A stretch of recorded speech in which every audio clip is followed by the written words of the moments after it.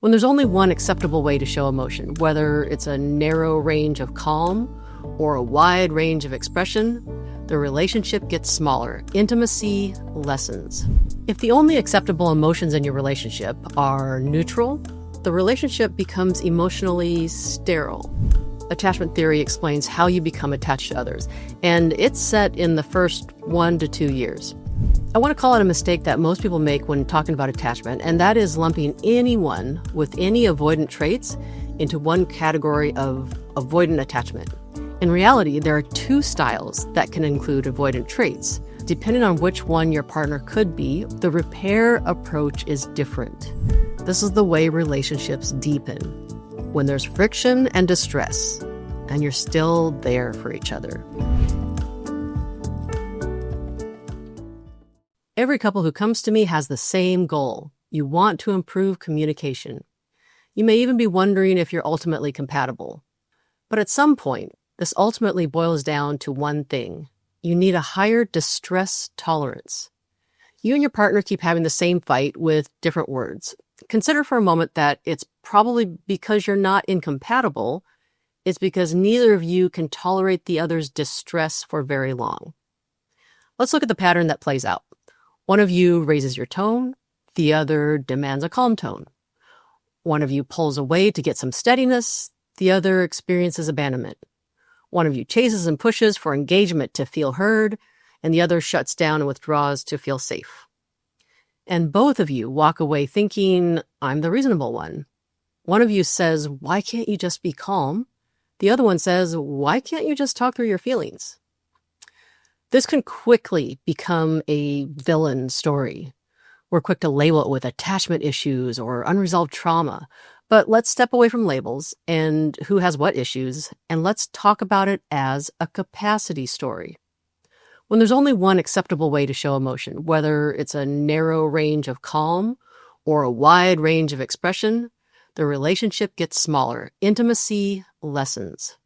If the only acceptable emotions in your relationship are neutral and pleasant, the relationship becomes emotionally sterile. Conversely, if the only way you feel heard is by increasing intensity, raising your voice, yelling, the relationship then becomes volatile. Exhausted couples aren't over love and caring. They're exhausted because they keep bracing. Bracing for tone, bracing for tears, bracing for shutdown, bracing for escalating or anger. We're not talking about communication here. We're talking about a tolerance issue when one of you gets activated. Before we go further, let's zoom out for a second. Attachment styles, attachment theory gets thrown around a lot online, but I want to clarify that attachment theory is not a personality quiz. At the same time, it's also not a formal diagnosis. It's nowhere in the DSM, which is the official guideline in the US for diagnosing. The reason attachment theory has become so popular, much like the 5 love languages, is because it's so relatable. People can immediately recognize their own relationship patterns through attachment styles. At a high level, attachment theory explains how you become attached to others, and it's set in the first 1 to 2 years. But it's not so set in stone, period. I get this question all the time. Can I change my attachment style? The answer is yes, with some work put in. Your attachment style is formed early, but it's reinforced as you continue to mature. In this way, it can also be heavily reinforced or positively reshaped into something better. Instead of saying, my attachment style is XYZ, it's more accurate to say your nervous system builds its first, let's say, relational template in early childhood, and then life keeps updating that template file. Your attachment style is not your destiny. It's maybe probabilistic, but it's not permanent. And in your attachment database, we'll call it, you have a set of stored interpretations about what closeness means, what conflict means, what distance means, what tone of voice means, maybe what silence means. When something happens in your relationship, your nervous system doesn't just respond to that current moment. It pulls from that attachment database. And depending on what's stored there, you will react differently. So instead of attachment labels or attachment style labels, here's what the 4 types might look like in real life.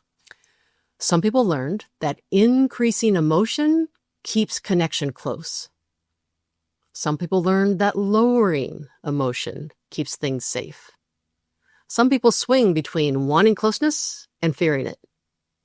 And some people developed more capacity to stay engaged even when things feel uncomfortable. Those 4 patterns are what attachment theory tries to describe. I want to call out a mistake that most people make when talking about attachment, and that is lumping anyone with any avoidant traits into one category of avoidant attachment. In reality, there are 2 styles that can include avoidant traits. There's dismissive avoidant and fearful avoidant. So here's how these 2 might play out in an argument. Let's say you bring something up, such as, I feel hurt that you forgot our dinner date. A dismissive avoidant response might sound like, I don't see why this is such a big deal. You're overreacting. Don't be so dramatic. Can we not turn everything into a thing? Or they shift immediately into problem solving and logic, spreadsheet mode. Now this may come across as indifference or uncaring, cold maybe, but it's actually them, the dismissive avoidant, trying to downregulate the scenario, downregulate emotions. Emotional intensity feels very threatening, either within themselves or from another person, so they minimize, maybe make a joke of it, rationalize, or maybe come across as detached or unfeeling. Why? Because they need a little bit of distance in order to restore their internal stability. Now, let's compare that to a fearful avoidant response. Same scenario. I felt hurt that you forgot our dinner date. A fearful avoidant might say, I can't ever get it right. I'm the worst mother in the world. I'm the worst partner in the world. Or they might initially escalate and get defensive, which would be similar to anxious preoccupied attachment. So a little bit of chasing, pushing, and then withdraw later and shut down. So then you see the pulling, which looks a lot like dismissive avoidant attachment. The key difference between the 2 is volatility. Fearful avoidant patterns often swing back and forth. They want closeness, they want space.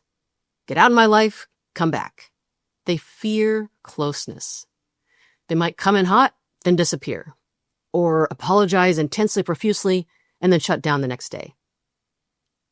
Dismissive avoidant patterns are more consistently distancing. Fearful avoidant patterns are more push-pull. Both can look avoidant, but one is primarily distancing and downregulating, like deactivating. The other is conflicted and oscillating between push and pull. Put another way, with dismissive patterns, your fight feels like you're just hitting a wall. With fearful patterns, the fight feels like you're on a roller coaster. And I'm calling this out because depending on which one your partner could be, or you, the repair approach is different. With dismissive avoidance, pushing harder usually increases distance. If you escalate, plead for reassurance, or pursue more intensely, they often shut down further.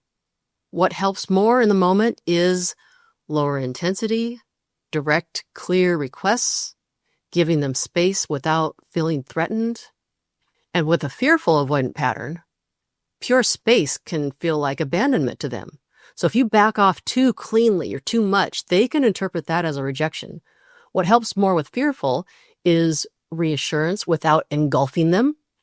What also helps is consistency, emotional steadiness. And if you misread fearful as dismissive, you may give too much distance and accidentally reinforce their fear of abandonment or rejection. If you misread dismissive as fearful, you may over-reassure or over-pursue and overwhelm them. But let's get back to this specific dynamic of one person needing more calmness from their partner and the other person needing to be heard. Couples in this dynamic both believe they are the more reasonable one. One says, I just want a calm conversation. The other says, I just want to be heard. Both people are trying to protect something. Let's look at another common scenario. You say, I asked you to call the plumber. It's been a week. Your tone is sharper than normal. Followed up by more activation, such as, see, you don't care about what matters to me. The fear underneath this is I'm alone in this. A deactivating response from your partner to this, if we're talking dismissive, might be, why are you coming at me like that? Calm down. Their fear underneath, this intensity feels unsafe. Whereas a fearful response might be, oh my goodness, I can't do anything right. You're right, I forgot to call the plumber. Then later, withdrawing. Withdrawal because the fear underneath is, I'm going to be rejected, so let me withdraw before that even happens or while it's happening. Now here's what a capacity response sounds like. Okay, you forgot to call the plumber. The capacity response would be, you're right, I dropped that, and I can see why you're frustrated. Now, what did you notice there? That response doesn't collapse or implode. It doesn't escalate or explode. It doesn't immediately correct the tone of the person bringing it up. That response stays in the conversation, stays in the room. So capacity is not about being calm. Capacity is about tolerating someone else's distress without then dominating them, controlling them, or just flat out disappearing. Now, this is where many people will push back and say, hey, look, I don't think it's unreasonable to expect my partner to talk to me in a calm, controlled manner. I'm happy to talk about anything they want if they just talk to me with the proper tone. I give that to them. Why can't they give that to me? And you are not wrong. It is not unreasonable to want respect, controlled tone. It's not unreasonable to want a conversation that doesn't feel chaotic. And it's not unreasonable to want emotional safety. The question isn't whether calm is good. The question is this: is calm the only emotional tone you can tolerate? Because those are different standards. I mean, let's even talk about the word calm. For the record, if someone is screaming, threatening, being intimidating, throwing things, stepping away is a necessary boundary. But if calm means no raised tone ever, no tears ever, no visible frustration, no distress ever, then intimacy dies, and usually dies a slow and painful death. Because real intimacy includes friction. It includes discomfort. It includes the freedom to be authentic on a certain level. There's a difference between, I can't engage while you're being verbally abusive and attacking me, versus, I can't engage unless you are emotionally neutral. The first is a boundary, a reasonable boundary. The second can become extreme emotional control. Sometimes the person who prides himself on being calm is actually the most emotionally avoidant one in the room. Calm can be maturity, for sure, but calm can also be very distancing. It can be very dissociated. If your nervous system equates intensity with danger, then proper tone becomes the gatekeeper to connection. I cannot connect with you unless you come in with a proper tone. And over time, your partner learns, I can only bring half of myself here. That's where intimacy starts to shrink. In the avoidant person's defense, escalation also shrinks intimacy. If you need your partner to match your emotional intensity or tolerate whatever emotional spiral you're coming in with to feel validated, that's also dysregulation. So one strategy increases intensity and one strategy decreases intensity, and neither strategy increases capacity. I find that exhausted couples love each other dearly, but they fight because neither person has been trained to stay regulated when the other person isn't. And over time, something subtle happens. Both partners start editing themselves. One suppresses their frustration in order to stay calm. The other suppresses vulnerability in order to not be out of control. Conversations become very controlled or avoided altogether. And then the accusations fly. You're being avoidant. Well, you need to go to therapy and work on your trauma. Why can't you just talk to me? Why can't you talk to me in a calm state? And back and forth you go. And that's where the real exhaustion comes from. The issue is distress tolerance. Can you tolerate your partner being dysregulated without collapsing or controlling? Can you tolerate frustration without escalating into attack and intensity? Can you tolerate silence or space from your partner without panicking and overwhelming them? If hearing those questions feels obvious, but doing them feels impossible, that's the whole point. That gap is capacity. And this is exactly why I built my community called The Practice, because most couples don't need another framework or theory or more attachment style knowledge. They need somewhere to train this. You don't increase distress tolerance by understanding attachment styles or pointing it out in your partner. You increase it by practicing staying in the room when your nervous system wants to shut down or control. You increase capacity by practicing self-regulation when your partner needs space, self-soothing. My practice is structured like a gym for this. We train reps, not drown in theory. So reps of staying regulated under heat, under friction, under stress. Reps of expressing without attacking. Reps of tolerating space from your partner without spiraling. And if you've ever said, I know better, I just can't do it in the moment, that's what we work on. Secure attachment isn't about being naturally easygoing. It's about widening your emotional lane through repetition, increasing that capacity through reps, stretching yourself and your stamina through practice, whether it's stamina for distress or stamina in giving them space. Here's one small experiment for this week. When your partner's tone rises, instead of correcting their tone, describe your body, your reaction, such as, I'm getting tightness in my chest. I feel flooded or overwhelmed. I need a minute so I don't shut down. I need some space so I don't shut down. That regulates you. It doesn't regulate them. It doesn't tell them exactly what to do for you to be regulated. It regulates you. If your first instinct listening to this episode was to think about your partner, let's just pause a minute. Where do you demand emotional regulation from them? Conversely, where do you demand emotional expression from them? Emotional expression to feel reassured that the relationship's going to be okay. This isn't about labeling each other. It's about widening capacity on both sides. You don't build distress tolerance through insight alone. You build it through reps, just like the gym. Reps of staying, of softening, reps of not correcting tone, reps of not pathologizing them and calling them avoidant or attacking them when you feel scared. Let me give you one simple rep today for each conflict pattern. If you tend towards anxious attachment, which is formally called anxious preoccupied attachment, where you maybe hyperactivate or escalate, your work is to lower intensity without abandoning yourself. So instead of, you never listen, you're so avoidant, try, I'm scared this doesn't matter to you. Lower your volume by 10%. Lead with the fear, not the accusation or the pathologizing. Your nervous system will want to amplify to reestablish connection, but the rep is staying connected without escalating.